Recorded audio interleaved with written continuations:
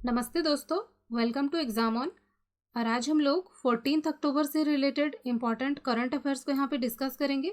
साथ ही इससे रिलेटेड जो भी इम्पॉर्टेंट फैक्ट्स और जीके बनते हैं उन सबको भी देखेंगे। अच्छा, ये जो करंट अफेयर्स है आप लोगों के सभी कॉम्पिटिटिव एग्जाम के लिए ये मोस्ट इम्पॉर्टेंट है, इसलिए वीडियो को ध्यान से ज़रूर देखिएगा। फर्स्ट क्वेश्चन है आप लोगों के सामने और सबसे पहले यहाँ पे बात की जा रही है एक पर्सनैलिटी के बारे में। क्वेश्चन है, मोदी जी ने किसकी जयंती के उपलक्ष्य में 100 का सिक्का जारी किया है।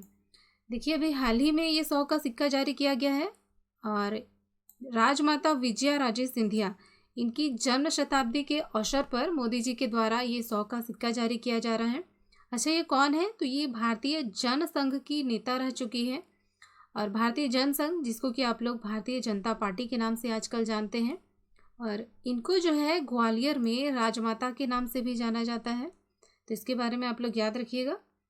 बाकी के जो दोनों ऑप्शंस हैं दोनों ही इम्पॉर्टेंट हैं। इसके बारे में आप लोग क्या याद रख सकते हैं?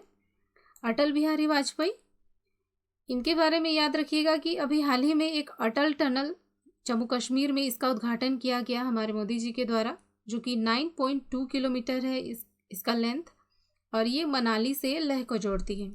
और इनसे रिलेटेड एक और बात याद रखिएगा कि 25 दिसंबर, जिस दिन अटल जी की जयंती हम लोग मनाते हैं, उस दिन को राष्ट्रीय सुशासन दिवस घोषित किया गया है। बाकी रामविलास पासवान, कुछ दिन पहले ही 2-3 दिन पहले ही हम लोगों ने पढ़ा था कि इनका भी हाल ही में निधन हो गया। और ये जो मंत्रालय संभालते थे वो था उपभोक्ता मामले, खाद्य और सार्वजनिक वितरण, जो कि अभी हमारे जो रेल मंत्री हैं पीयूष गोयल, उनको दे दिया गया है।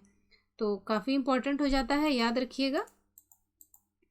नेक्स्ट है, कहाँ वृक्ष प्रत्यारोपण पॉलिसी को अभी हाल ही में मंजूरी दी गई है।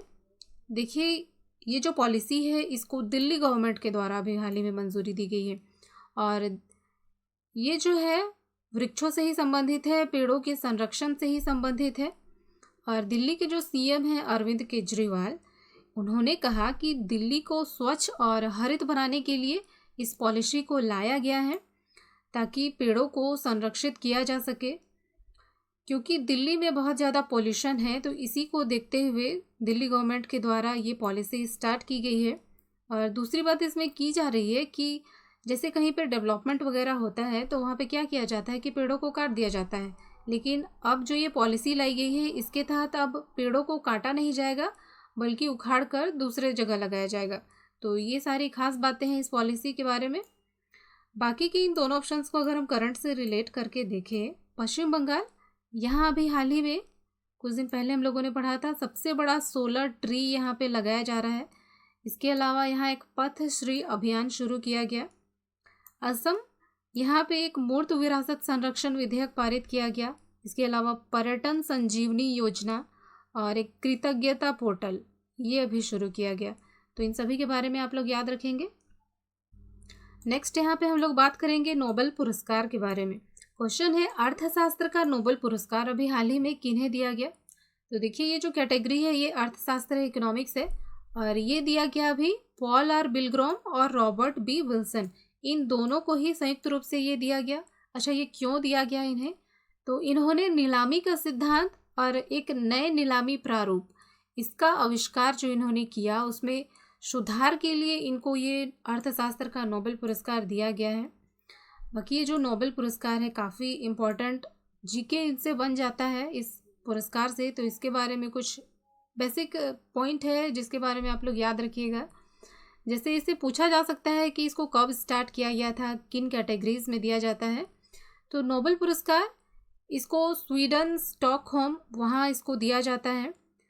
ये जो है 6 क्षेत्रों में दिया जाता है, जिसमें से शांति का जो नोबेल है वो आपको नॉर्वे में वहाँ देखने को मिलेगी कि नॉर्वे में दिया जाता है। बाकी के जो 5 क्षेत्र हैं उनमें से है फिजिक्स, केमिस्ट्री, जीव विज्ञान, साहित्य और इकोनॉमिक्स, ये स्वीडन स्टॉकहोम में दिया जाता है और केवल शांति का जो नोबेल है वो नॉर्वे में दिया जाता है। तो ये 6 कैटेगरीज में ये नोबेल पुरस्कार दिया जाता है।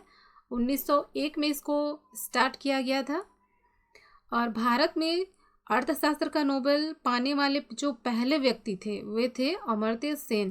तो काफ़ी इंपॉर्टेंट हो जाता है, ये सभी पॉइंट्स आप लोग याद रखिएगा। नेक्स्ट है, एक बुक के बारे में यहाँ पे बताया जा रहा है क्वेश्चन है द खालिस्तान कॉन्स्पिरेसी, ये किसकी बुक है? तो देखिए आप लोगों के सामने जो ऑप्शंस हैं इन तीनों ही की कोई ना कोई बुक अभी हाल ही में पब्लिश हुई है। और ये जो द खालिस्तान कॉन्स्पिरेसी है ये GBS सिद्धू इनकी बुक है। ये कौन है? तो ये हमारे देश के रॉ यानी कि रिसर्च एंड एनालिसिस विंग इसके पूर्व खुफिया अधिकारी रह चुके हैं। और ये जो बुक है इसमें आप लोगों को खालिस्तान जो आंदोलन है उससे संबंधित तथ्यों के बारे में इसमें आप लोगों को जानकारी मिलेगी। दूसरी बात, ये जो बुक है इसको हार्पर कॉलिंस इसके द्वारा प्रकाशित किया जा रहा है। बाकी रामचंद्र गुहा इनकी एक बुक अभी हाल ही में आई थी द कॉमनवेल्थ ऑफ क्रिकेट, जबकि कृष्णा सक्सेना इनकी एक अभी हाल ही में बुक आई थी अ बकेट ऑफ फ्लावर, तो इसके बारे में भी आप लोग याद रखिएगा। नेक्स्ट है chess.com 2020 के चैंपियन कौन रहे? तो ये चेस से रिलेटेड है, चेस गेम। और अभी हाल ही में जो इसके चैंपियन बने हैं वे हैं निहाल सरीन। ये शतरंज के युवा भारतीय खिलाड़ी हैं। और ये जो चैंपियनशिप था ये जूनियर ऑनलाइन चैंपियनशिप था जो कि चेन्नई में ऑर्गेनाइज किया गया था। और फाइनल में इन्होंने निहाल सरीन ने रूस के एक प्लेयर हैं एलेक्सी इनको हराकर ये चैंपियन ये खिताब अपने नाम किया है। और अब जो है निहाल सरीन ये 2020 में होने वाला है स्पीड शतरंज चैंपियनशिप फाइनल, इसके लिए ये क्वालिफाई कर गए हैं, जिसमें कि विभिन्न देशों के प्रतिनिधि चेस खिलाड़ी इसमें भाग लेंगे और जो जीतेंगे वे विश्व विजेता कहलाएंगे इस चैंपियनशिप के। बाकी के जो दोनों ऑप्शंस हैं इन दोनों के बारे में हम लोगों ने पढ़ा था कि इन्हें फुटबॉल ऑफ द प्लेयर का अवार्ड दिया गया है। किसकी तरफ से? AIFF की तरफ से।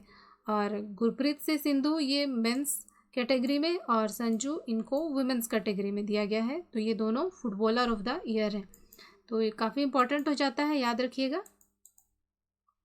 नेक्स्ट हम लोग बात करेंगे एक इम्पॉर्टेंट डे के बारे में। देखो इम्पॉर्टेंट डे से रिलेटेड क्वेश्चंस डायरेक्ट ही आप लोगों के एग्जाम में पूछे जाते हैं, तो काफ़ी इंपॉर्टेंट हो जाता है डे से रिलेटेड क्वेश्चंस भी याद करना। क्वेश्चंस है अंतर्राष्ट्रीय आपदा न्यूनीकरण दिवस ये किस दिन मनाया गया? देखो अभी हाल ही में ये मनाया गया है 13 अक्टूबर को। अच्छा, ये क्यों मनाया जाता है? तो आपदा जैसा कि नाम से ही पता चलता है कि इसमें इसी को टैकल करने से संबंधित डिसीजंस के बारे में चॉइसेस वगैरह जो इसमें कैसे इसको टैकल करना है इस संबंध में ही इस दिवस को मनाया जाता है। बेसिकली दुनिया भर में आपदा में कमी करने के लिए, साथ ही वैश्विक संस्कृति को बढ़ाने के लिए कि इस प्रॉब्लम को कैसे टैकल करना है, कैसे हैंडल करना है, साथ ही इसके बारे में जो खतरे हैं उसके बारे में जागरूकता बढ़ाने के लिए इस दिवस को मनाया जाता है। और इस डे के बारे में हिस्ट्री क्या है? तो इसके बारे में हिस्ट्री ये है कि इस डे की इम्पोर्टेंस को देखते हुए UN उसने 1989 में ये डिसाइड किया कि इस डे को मनाया जाएगा। तब से 13 अक्टूबर को हर साल अंतर्राष्ट्रीय आपदा न्यूनीकरण दिवस मनाया जाता है। बाकी जो 10 अक्टूबर है इस दिन वर्ल्ड मेंटल हेल्थ डे मनाते हैं हम लोग, जबकि 11 अक्टूबर को इंटरनेशनल गर्ल चाइल्ड डे मनाया जाता है। तो ये तीनों ही डे काफ़ी इंपॉर्टेंट है, याद रखिएगा। नेक्स्ट इंपॉर्टेंट क्वेश्चन है आप लोगों के सामने और इसमें एक इंडेक्स के बारे में बताया जा रहा है। क्वेश्चन है CRI इंडेक्स में भारत किस स्थान पर है? देखो अभी हाल ही में ये इंडेक्स जारी किया गया और लगभग 158 देशों में भारत को जो स्थान मिला है वो है 129, जो कि काफ़ी ख़राब है। और ये जो CRI है इसको commitment to reducing inequality index यानी कि असमानता घटाने की प्रतिबद्धता सूचकांक आप लोग बोल सकते हैं इसको। और इस इंडेक्स में बेसिकली क्या चीज़ों को ध्यान दिया गया? तो ये जो सूचकांक है इसमें कोविड-19 की जो सिचुएशंस है उससे कोई भी देश कैसे निपटा है तो उसी के ऊपर बेसिकली ये केंद्रित है। तो इसमें भारत का जो प्रदर्शन रहा वो काफ़ी ख़राब रहा, तो इसलिए भारत को ये रैंक मिली है 129। जबकि सबसे अच्छा प्रदर्शन रहा है जो कि फर्स्ट पोजीशन पे है वह देश है नॉर्वे। अभी हाल ही में पढ़ा था कि जो शांति का नोबेल है वो नॉर्वे में ही दिया जाता है, तो नॉर्वे फर्स्ट पोजीशन पे है। जबकि 158 स्थान के साथ दक्षिणी सूडान जो है वो सबसे खराब प्रदर्शन करने वाला देश बना है इस इंडेक्स में। बाकी के जो दोनों इंडेक्स है दोनों ही काफ़ी इंपॉर्टेंट है। भारत को कोई ना कोई इंडेक्स में ये रैंक मिली है 54 रैंक ये भारत को मिली है ग्लोबल हाउस प्राइस इंडेक्स में, जबकि 105 105 ये भारत को मिली है ग्लोबल इकोनॉमिक फ्रीडम इंडेक्स में। तो तीनों ही इंडेक्स काफ़ी इंपॉर्टेंट है, आप लोग याद रखिए। नेक्स्ट इंपॉर्टेंट क्वेश्चन है आप लोगों के सामने, पूरी तरह से डिजिटल हाईटेक क्लासरूम वाला देश का पहला राज्य कौन बन गया है? और ये बन गया है अभी केरल। तो केरल के जो सीएम है पिनाराई विजयन, इन्होंने राज्य की जो शिक्षा क्षेत्र है, राज्य का जो शिक्षा क्षेत्र है उसको पूरी तरह से डिजिटल होने की इन्होंने घोषणा की है। और इसके तहत सरकार द्वारा वहाँ के जो क्लासरूम्स हैं उसको स्मार्ट क्लासरूम, डिजिटल उपकरण, इसके अलावा उच्च तकनीक प्रयोगशाला, ये सारी व्यवस्था वहाँ की गई है। तो इसी कारण केरल जो है डिजिटल हाईटेक क्लासरूम वाला पहला राज्य बन गया है पूरे देश में। इसके अलावा केरल से आप लोग और क्या याद रख सकते हैं? तो केरल स्वास्थ्य क्षेत्र में केरल के द्वारा काफ़ी अच्छा काम किया गया है, इसलिए केरल की जो स्वास्थ्य मिनिस्टर हैं के शैलजा, इनको ब्रिटिश पत्रिका टॉप थिंकर में फर्स्ट स्थान मिला था। इसके अलावा यहाँ इसको इंडिया टुडे हेल्थगिरी पुरस्कार भी मिला था केरल को। इसके अलावा यहाँ एक मेगा फूड पार्क, जो कि भारत का 20वां मेगा फूड पार्क है, इसको स्थापित किया गया था।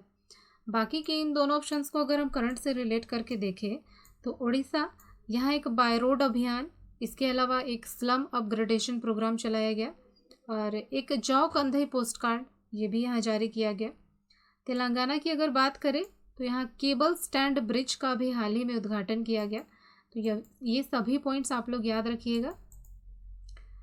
नेक्स्ट हम लोग बात करेंगे एक वाटर टेस्टिंग लैब के बारे में। क्वेश्चन है, किस राज्य ने मोबाइल वाटर टेस्टिंग लैब का अभी हाल ही में उद्घाटन किया है? देखो, ये उद्घाटन अभी हाल ही में किया गया है हरियाणा में। तो हरियाणा के जो सीएम हैं मनोहर लाल खट्टर, इन्होंने इस मोबाइल वाटर टेस्टिंग लैब का उद्घाटन किया, इसको हरी झंडी दिखाई। अच्छा, ये क्यों शुरू किया गया है?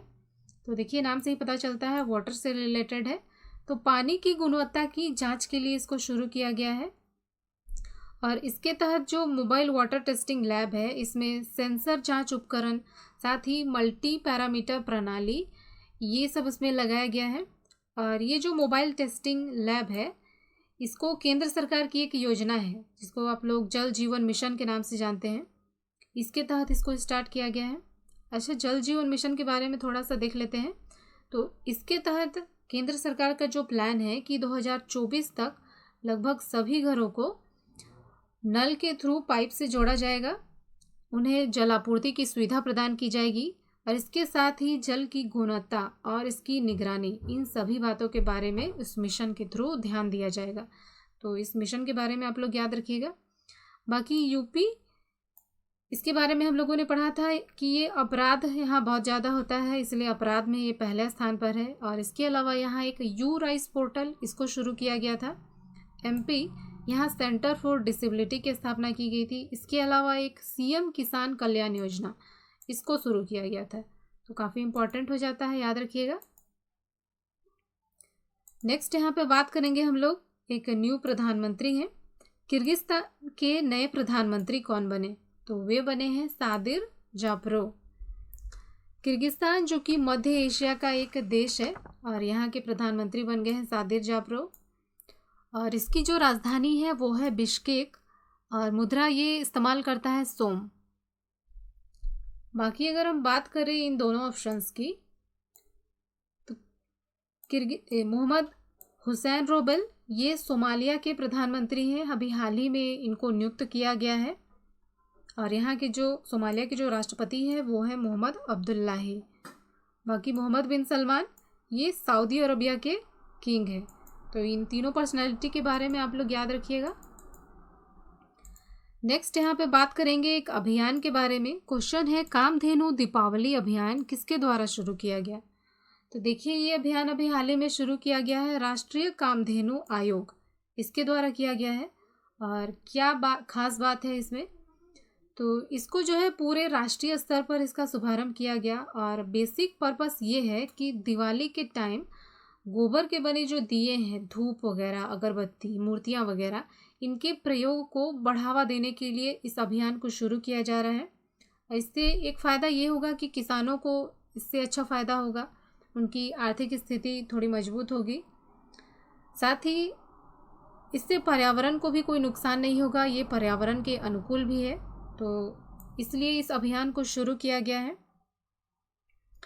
बाकी तेलंगाना और हरियाणा, इससे रिलेटेड एक पॉइंट आप लोग याद रखिएगा। हाल ही में हम लोगों ने पढ़ा था कि स्वच्छता अभियान में दोनों फर्स्ट, गंदगी मुक्त अभियान में ये दोनों फर्स्ट था पूरे भारत में, तेलंगाना और हरियाणा, जो कि अभी स्वच्छ भारत अभियान लॉन्च किया गया था। पुरस्कार हमारे स्वास्थ्य मंत्री हर्षवर्धन के द्वारा, डॉक्टर हर्षवर्धन के द्वारा। तो इसी समय तेलंगाना और हरियाणा को गंदगी मुक्त अभियान में फर्स्ट स्थान मिला था पूरे भारत में, तो इसके बारे में भी आप लोग याद रखिएगा। नेक्स्ट इंपॉर्टेंट क्वेश्चन है आप लोगों के सामने, और ये वेरी वेरी इंपॉर्टेंट क्वेश्चन है क्योंकि ये अर्थसोट प्राइज जो है इसको अभी जस्ट स्टार्ट किया जा रहा है।